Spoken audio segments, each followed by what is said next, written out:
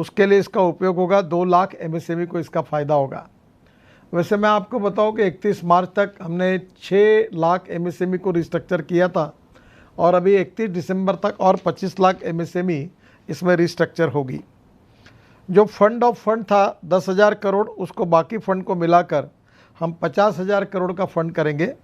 और जो एमएसएमई का रेटिंग अच्छा है, जिनका एक्सपोर्ट है, जिनका जीएसटी और बाकी टर्नओवर अच्छा है, जो AAA रेटिंग है, अच्छी रेटिंग है, उन एमएसएमई को हम कैपिटल मार्केट से इक्विटी खड़ा करने के लिए हम जो इक्विटी खड़े करेंगे उसमें 7.5% हम देंगे।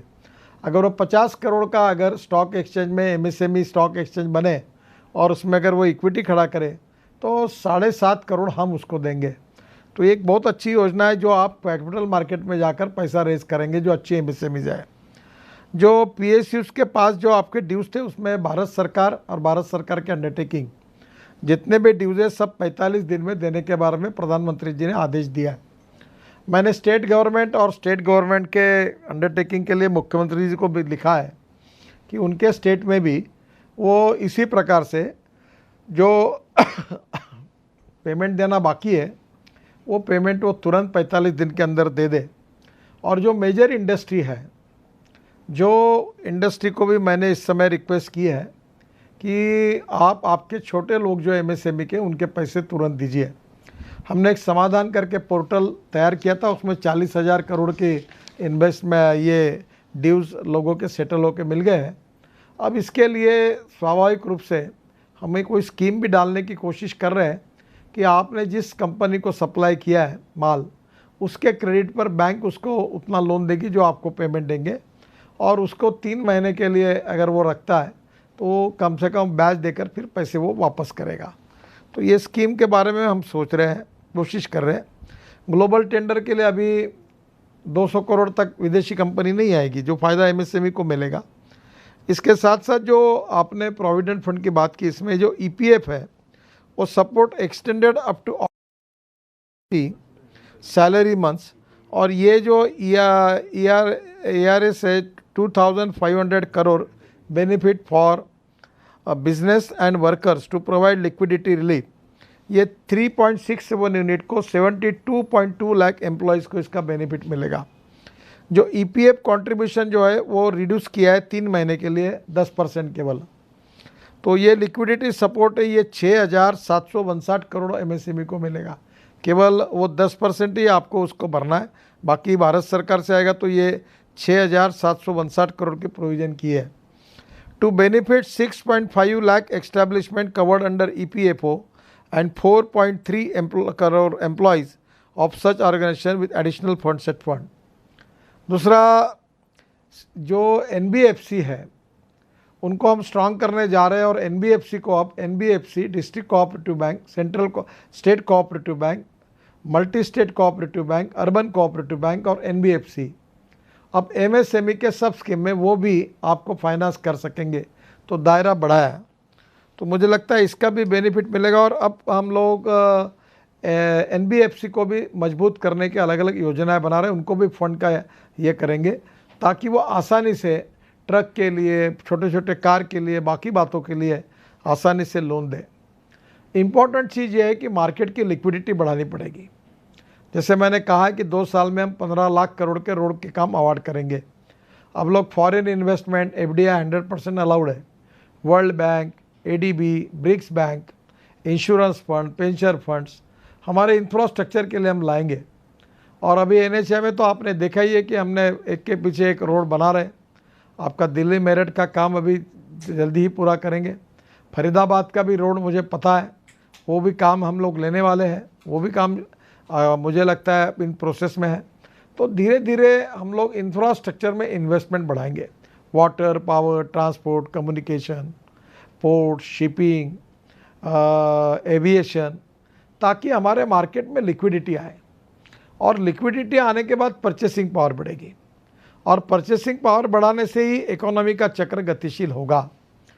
मैं ये मानता हूँ कि आप कोरोना के कारण, इकोनॉमी के कारण काफ़ी आज अड़चन में है। हमें पॉजिटिविटी के साथ, आत्मविश्वास के साथ आगे जाना है। निराशा, फ्रस्ट्रेशन, निगेटिविटी का कोई उपयोग नहीं है। हम कोरोना के खिलाफ जो लड़ाई लड़ रहे हैं वो भी जीतेंगे, और इकोनॉमिक वॉर भी जीतेंगे। और हमारा एक्सपोर्ट हमको बढ़ाना होगा। और एक्सपोर्ट बढ़ाने के समय मैं आपको कहूँगा कि हमें आपकी प्रोडक्शन कॉस्ट कम करनी पड़ेगी। और प्रोडक्शन कॉस्ट कम करनी है तो logistic cost, capital cost, power cost और अपग्रेडेशन ऑफ टेक्नोलॉजी का अपग्रेडेशन करना भी इस समय एक अपॉर्चुनिटी है। और फॉरेन फंड भी आप अपने यहाँ जॉइंट वेंचर करके ला सकते हैं, ये भी कोशिश करिए। तो मुझे लगता है फंड कॉस्ट भी कम होगी, तो स्वाभाविक रूप से हमारा एक्सपोर्ट बढ़ेगा, इंपोर्ट कम होगा। और स्वाभाविक रूप से हमारे देश में इकोनॉमी में जो हमारा कंट्रीब्यूशन अभी 29% है, वो हमको 50% करना है जीडीपी ग्रोथ में एमएसएमई का। जो 48% एमएसएमई एक्सपोर्ट करती है वो 60% ले जाना है। और दूसरी इम्पॉर्टेंट चीज़ है कि अभी तक 11 करोड़ जॉब एमएसएमई ने क्रिएट किए, हम 5 करोड़ नए जॉब क्रिएट करेंगे। और मैं फरीदाबाद, नोएडा, गुड़गांव आप सबको आह्वान करूंगा कि आपके यहाँ बड़ा इंडस्ट्री का सेंट्रलाइजेशन हुआ है। अब दिल्ली मुंबई हाईवे हम बना रहे हैं, इंडस्ट्रियल क्लस्टर बना रहे हैं, लॉजिस्टिक पार्क बना रहे हैं। आप आगे आइए, chemical cluster, food cluster, leather cluster, हम जगह देने के लिए हम जगह एक्वायर करेंगे। अभी ये दिल्ली मुंबई हाईवे पर हमने जगह जो ली उसमें 16,000 करोड़ हाईवे में केवल लैंड एक्विजिशन में बचा है। 1 लाख करोड़ का हाईवे है, 62 में से 32 पैकेज अवार्ड हो गए, लैंड एक्विजिशन पूरा हो गया, काम शुरू है, 3 साल के अंदर रोड पूरा होगा। और दिल्ली से मुंबई 12 से 13 घंटे में आप जा सकोगे। तो मेरा आपको कहना है कि आपकी इंडस्ट्री में आप एक ग्रुप बनाकर आप एनएचआई के साथ आइए और वहाँ क्लस्टर्स तैयार करिए।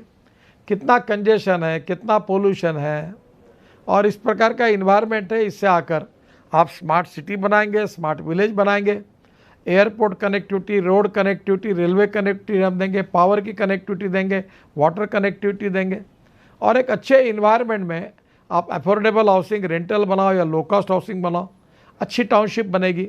और ये दिल्ली से ज़्यादा दूर नहीं है, ये अपने गुड़गांव के सोना से शुरू होता है, अलवर सवाई माधोपुर से झाबुआ, रतलाम होकर बड़ोदरा से Mumbai, backward and tribal area of Rajasthan, Haryana, Maharashtra, Gujarat और मध्य प्रदेश। और लैंड एक्विजिशन का 15 लाख रुपए एकड़ है, 15 लाख से 20 लाख रुपए। और आपके आज फरीदाबाद, नोएडा में लैंड की कीमत 2 करोड़ 3 करोड़ रुपए है। तो स्वाभाविक रूप से आपके नए एक्सपेंशन के बारे में, इस प्रकार के इंडस्ट्रियल क्लस्टर्स खड़े करने में अगर आप आगे आएंगे तो निश्चित रूप से हम आपको सपोर्ट करेंगे। बाकी आपका जो रिप्रेजेंटेशन राजीव जी मुझे भेज दीजिए। राजगोपाल शर्मा दिल्ली में है, मैं नागपुर में हूँ क्योंकि लॉकडाउन के कारण मैं अभी तक दिल्ली नहीं आ पाया हूँ। तो आप भेज दीजिए, जो जो बातें आपने सुझाई है, जो करने लायक था वो हमने किया और करने की कोशिश करेंगे। पर आप एक बात ध्यान रखिए, मुझे लोगों ने सवाल पूछा कि अमेरिका ने $2 ट्रिलियन की प्रोविज़न कोरोना फाइट के लिए की है, जापान ने अपने जीडीपी का 12% पैसा दिया है। अब मैं ये मानता हूँ कि जापान और अमेरिका की इकोनॉमी के साथ हमारी तो तुलना नहीं हो सकती, और इसलिए आज सब लोग अड़चन में हैं। राज्य सरकार के पास अगले महीना तनख्वाह देने के लिए पैसे नहीं है, भारत सरकार का भी रेवेन्यू ड्रॉप हुआ है। इतना ही नहीं तो आज हमारी एमएसएमई भी अड़चन में है, मेजर इंडस्ट्री भी अड़चन में है, लेबर, माइग्रेंट लेबर आज अड़चन में है, डर के कारण बेचारे निकल गए, वो भी लटके हुए हैं। सभी लोग अड़चन में और तकलीफ में है, और इसलिए हमें सबको एक में दूसरे को साथ में लेकर आगे जाना होगा, कदम से कदम मिलाकर आगे जाना होगा। कोशिश करने वालों की हार नहीं होती, हम होंगे कामयाब, ये स्पिरिट डेवलप करना होगा। और ये माइग्रेंट लेबर के मन में भी जो ये आया डर पैदा हुआ, वो दूर करना होगा। लोग मुंबई से पैदल जाने लगे पटना और लखनऊ की तरफ, तो स्वाभाविक रूप से डर से दूर उठकर आत्मविश्वास बढ़ाकर, सेल्फ कॉन्फिडेंस और पॉजिटिविटी को बढ़ाकर हम इसको वॉर को लड़ना है। ये ब्लेसिंग इन डिस्गाइज भी है। जापान के इंडस्ट्री को और इंडस्ट्री ओनर जो चाइना में, उनके लिए जापान के सरकार ने जैसे पैकेज जाहिर किया, पूरे वर्ल्ड में सभी देश अब चाइना के साथ डील नहीं करना चाहते, और मैं मानता हूँ कि ये ब्लेसिंग इन डिस्गाइज है।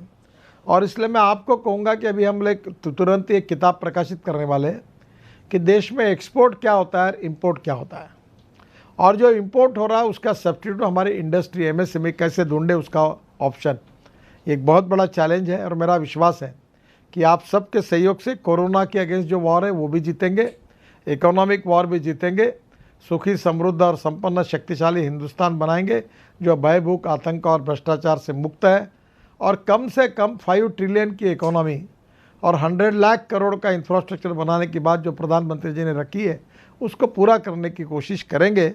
और आप दिल्ली में आपकी बातों को ज़रूर भेजिए, जो भी मेरे से हो सकता है मेरे मिनिस्ट्री के लेवल पर वो मैं करूँगा।